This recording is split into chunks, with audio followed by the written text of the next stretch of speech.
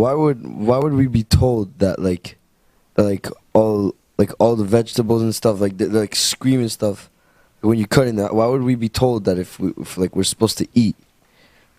Because you have to know that for anything to exist, it has to have a piece of HaShem. For anything to exist, for anything to have life, to exist, it has to have a piece of HaShem. When you say En od milvado, there's nothing else but Him, that's actually literally saying there literally isn't anything but HaShem.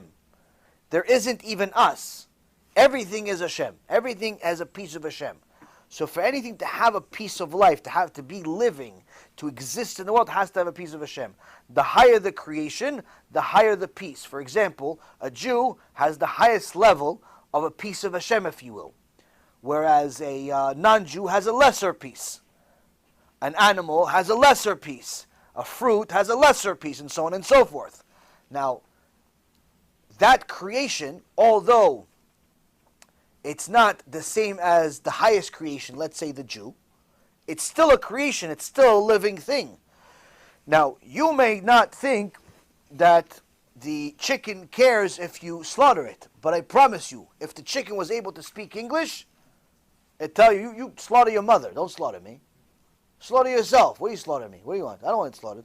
No, but I need to eat chicken cutlet, schnitzel, once a week, twice a week. Schnitzel your sister. What do you want to schnitzel me? What do you schnitzel? I want to live. I'm going to live till 120. So how come HaKadosh Baruch Hu allows you to commit mass murder on chickens every day? Why? Why are you allowed to commit mass murder on chickens? How come you're not going to trial? In fact, it's a mitzvah for you to eat the chicken if it's kosher and you do a blessing. How come? Because that's what it was created for. That's what it was created for. Now, does that mean that it doesn't hurt the chicken? No, it means it hurts the chicken. But Hashem knows this and still does it. What do you think? The cow is happy to get slaughtered? Oh, Baruch haba! You're going to slaughter me? No, come on. Like Yitzchak. No, come on. No, come on. Right here where the vein is. What do you think? You ever see a cow says, no, come on. No, you can do it. I'm kosher. No cow wants to do it. Does it hurt the cow? Yeah, it hurts the cow. You ever see a slaughter? Even though you're slaughtering it and the cow dies instantly because you're a kosher slaughter, you're disconnecting literally the veins by the time the blood reaches the brain, to tell it that there's pain, it already dies. Still, the cow, if you ask the cow, in Hebrew, in English, in Chinese, yes, listen, you want to be a kosher cow? Cow will tell you your kids will be kosher cows. What cows? Well, I'm good. Let me live on the grass. I'm eating. I'm drinking. I'm having a good time over here. I'm minding my business. What I do to you? You want to murder me? Go eat apples. So how come HaKadosh Baruch Hu allows it to happen? And nonetheless says it's a mitzvah? Because that's what was created. So what? You don't want to eat a cow anymore because you want to inflict pain on it? Hashem says, don't worry. Even the orange that you want to cut because you're vegetarian also has pain. What? Just because you don't see it and just because you don't hear it doesn't mean it doesn't have pain. What is that to teach us? To teach us that pain is part of life. Pain is part of life. Why? Because everything has a purpose. Everything has a purpose. It's worth it for HaKadosh Baruch Hu to have us go through a certain amount of pain because He needs us to go through a certain amount of pain in order for us to grow. I'll give you an example that's more your language. Every parent that sees their kids struggle wants immediately to save them. You see your kids. Now, I'll ask you a question. Your parents ever help you with homework? Your parents ever help you with homework? Your parents ever help you with anything? What'd they help you with? Okay, but something that's aside from that. They give you some money? Pay for your stuff. Okay, what if your parent, if you, now, let's say one day, you're hungry.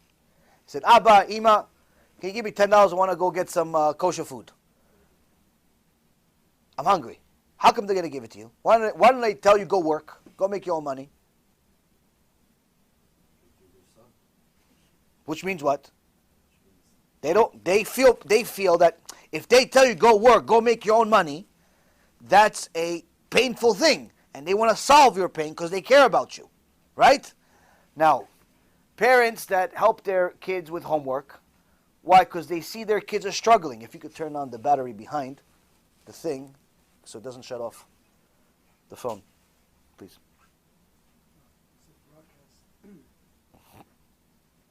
Oh, upside down. So parents that see their kids struggling with something immediately want to solve that struggle. They see the kids struggling with homework, struggling with school, struggling with money. Immediately they want to take away their pain. They'll do their homework for them. They'll give them a bunch of money to go buy food. They'll do a lot of things. Whatever. Why? Because they cannot handle their kids being in pain. But the truth is, at some point, they have to, if they're good parents, they have to let their kids suffer. If they're good parents, not if they're bad parents. If they're good parents, they have to let their kids suffer. They have to let their kids do their own homework and fail. If that's what it takes for them to realize they have to study better next time. They have to let their kids struggle and not make ends meet. Miss the rent once or twice and have the landlord bust their chops a few times.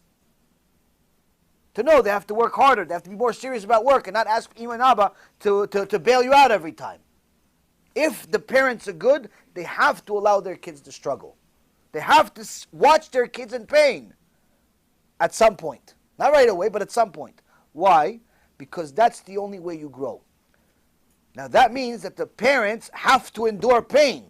Because it's painful to see your kids in pain. But you have to do it as a good parent. HaKadosh Baruch Hu loves us much more than our parents love us. Much more than we love our kids. And still, He puts us in pain every single day. You walk out of the door, your elbow hits the corner. You're in pain.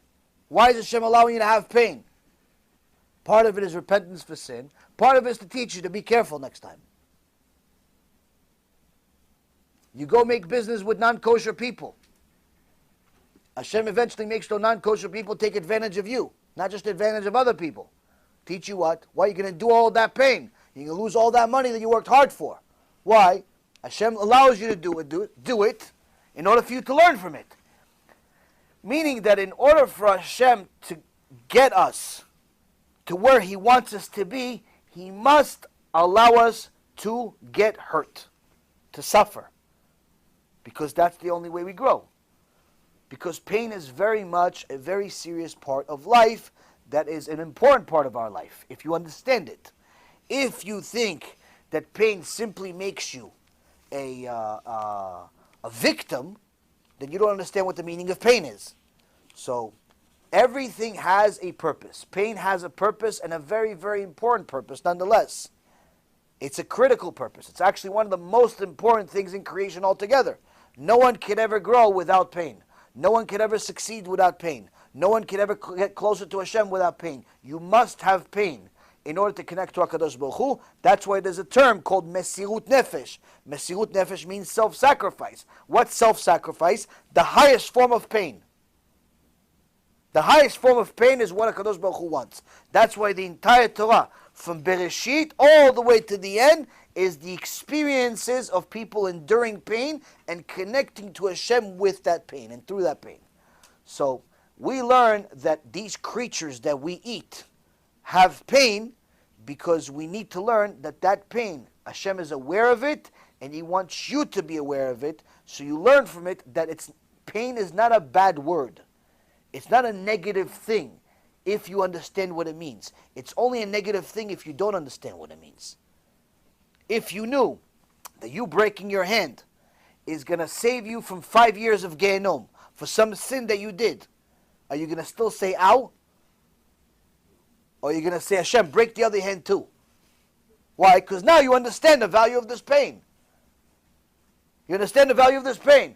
If you knew that you were losing all your money, you worked hard for, you worked 60 years to have money, you think you're finally going to retire, somebody shows up, robs you for everything you have in 1 second. Now, of course, this is traumatizing. If you're like some of these people in the world, they commit suicide. But if you understand the value of pain, you know that Hashem taking all of your money simply took away a large part of your Gehinom, if not all of it.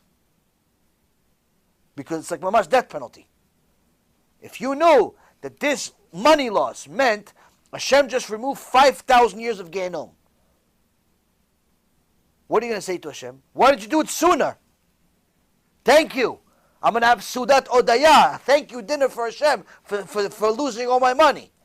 What's the difference between the guy that cries over losing his money and the guy that thanks Hashem for losing his money? Both of them endured pain. The difference is one understands the value of pain, one doesn't understand the value of pain.